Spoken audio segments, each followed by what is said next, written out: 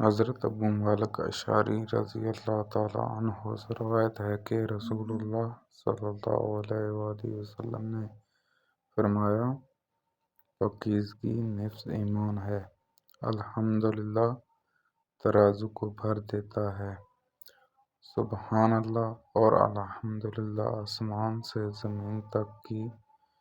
وسعت کو بھر دیتے ہیں۔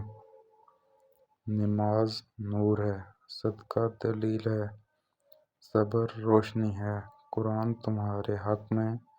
یا تمہارے خلاف حجت ہے۔ ہر انسان دن کا آغاز کرتا ہے تو کچھ اعمال کے عوض اپنا سودا کرتا ہے، پھر یا تو وہ خود کو آزاد کرنے والا ہوتا ہے یا خود کو تباہ کرنے والا۔ ابو عوانہ نے سماک بن حرب سے، انہوں نے مصعب بن سعد سے روایت کی کہ حضرت عبداللہ بن عمر رضی اللہ تعالیٰ عنہما ابن عامر رضی اللہ تعالیٰ عنہما کے پاس ان کی عیادت کے لیے گئے۔ وہ بیمار تھے۔ ابن عامر رضی اللہ تعالیٰ عنہ نے کہا، ابن عمر، کیا آپ میرے لیے اللہ تعالیٰ سے دعا نہیں کریں گے؟ انہوں نے کہا، میں نے رسول اللہ صلی اللہ علیہ وسلم سے سنا ہے، آپ نے فرمایا، نماز پاکیزگی کے بغیر قبول نہیں ہوتی، نہ صدقہ نہ حق حاصل کیے ہوئے مال سے قبول ہوتا ہے، اور آپ بصرہ کے حاکم رہ چکے ہیں۔ بعد آپ کے پاس کوئی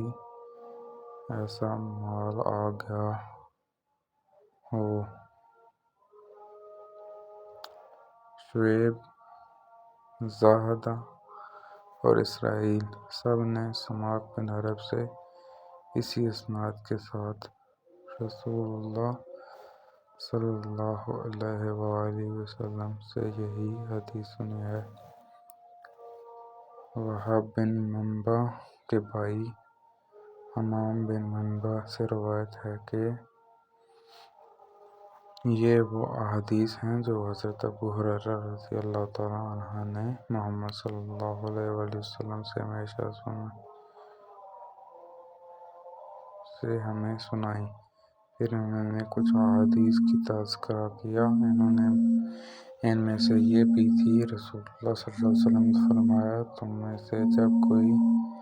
بے وضو ہو جائے تو اس کی نماز قبول نہیں ہوتی یہاں تک کہ وضو کرے۔ یونس نے ابن شہاب سے روایت کی کہ عطا بن یزید نے انہیں خبر دی کہ عمران نے، جو حضرت عثمان رضی اللہ تعالیٰ عنہ کے آزاد کردہ غلام ہیں، انہیں بتایا کہ حضرت عثمان رضی اللہ تعالیٰ عنہ نے وضو کے لیے پانی منگوایا اور وضو کیا تو دونوں ہاتھوں کو 3 بار دھویا، پھر کلی کی اور ناک میں پانی ڈال کر ناک جھاڑی، پھر 3 بار چہرہ دھویا، پھر 3 بار دایاں بازو کونیوں تک دھویا، پھر اس طریقے بایاں پاؤں دھویا، پھر اپنے سر کا مسح کیا، پھر 3 بار اپنا دایاں پاؤں ٹخنوں تک دھویا، پھر اس طرف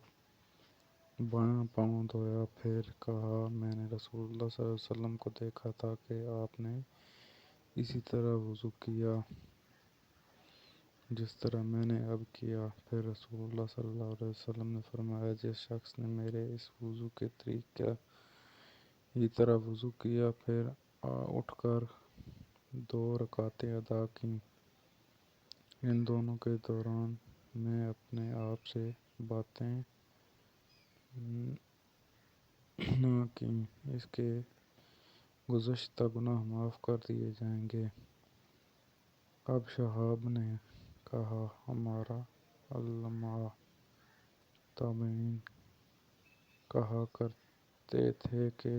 یہ کامل ترین وضو ہے جو کوئی انسان نماز کے لیے کرتا ہے۔ یعقوب کے والد ابراہیم بن سعد نے ابن شہاب سے باقی ماندہ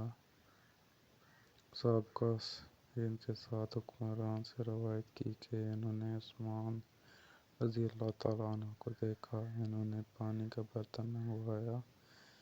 پھر اپنے ہاتھوں پر 3 بار پانی ڈالا اور ان کو دھویا، پھر اپنا دایاں ہاتھ برتن میں ڈالا اور کلی کی اور ناک میں پانی ڈال کر ناک گڑائی، پھر 3 بار اپنا چہرہ دھویا اور 3 بار اپنے دونوں بازو کونی تک دھوئے، پھر سر کا مسح کیا، پھر اپنے دونوں پاؤں 3 بار دھوئے، پھر کہا رسول اللہ صلی اللہ علیہ وسلم نے فرمایا جس نے میرے اس وضو کی طرح وضو کیا پھر وہ 2 رکعتیں پڑھے جن میں وہ اپنے آپ سے باتیں نہ کر رہا تھا، اس کے گزشتہ گناہ معاف کر دیے جائیں گے۔